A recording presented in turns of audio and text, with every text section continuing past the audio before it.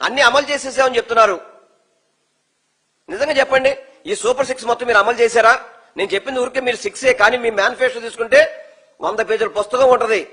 దాని గురించి మాట్లాడితే ఏ ఒకటి కూడా అమలు కాదు మీది. మీరు చెప్పిన మొదటి 6లోనే మీరు అమలు చేయలేకపోతే ఈ ప్రభుత్వం విఫలమైనట్టు కాదా?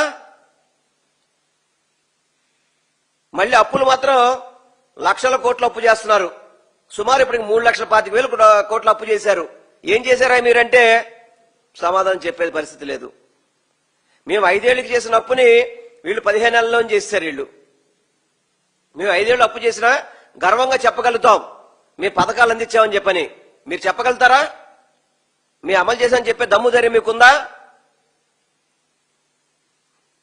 అందుకనే ఈరోజు గవర్నర్ గారి ప్రసంగంలో పసలేదని చెప్పని, అన్ని కూడా వారి నోట అబద్దాలు పలికించారని చెప్పని ఈ రాష్ట్ర ప్రజానికానికంతా తెలియజేయడానికి